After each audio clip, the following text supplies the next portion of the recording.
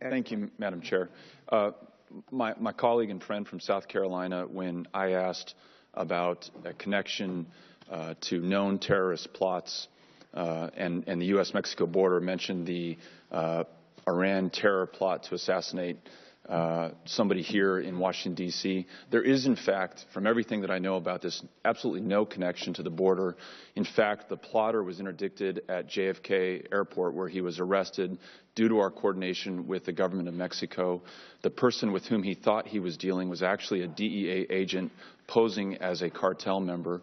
The border was never exploited, and while I think this is a serious issue, and again one against which we must remain vigilant, there is no connection to the border. So I invite anyone, and especially those who have the subject matter expertise, to tell me if I am wrong, but my understanding is that the border is as secure as it has ever been, and we do not have any known terror plots tied to the border. Doesn't mean that there might not be some, doesn't mean we shouldn't guard against it, but let's again deal in the facts. And I thank the gentleman for his comments, and I think I would yield to the gentleman, or recognize the gentleman from South Carolina, if you'd like to respond.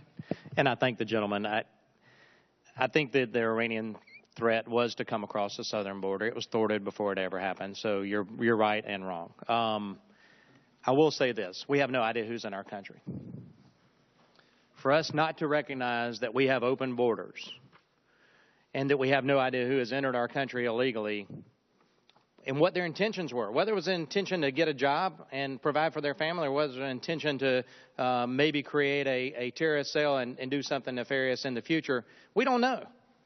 I met with the security force of the King Ranch in your state, 30, 40 miles north of Brownsville. 837,000 acres is as large as the state of Rhode Island, so they've got their own security force. This was 2 years ago.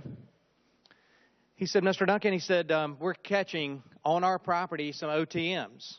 OTM now is a term that's only being applied in the press anyway to unaccompanied children from countries other than Mexico, such as El Salvador, Nicaragua, Honduras, Guatemala. But before that, OTM meant anyone that wasn't of Mexican descent. He said, Mr. Duncan, we're catching folks on our property that are African, that are Asian, and that are Middle Eastern. This is 50 miles north of the border. They came across the border illegally. I just met with a Secret Service agent on the sidewalk in Washington who was riding a bike. Former military guy, served 9 tours in Afghanistan. That ought to tell you what he did in the military.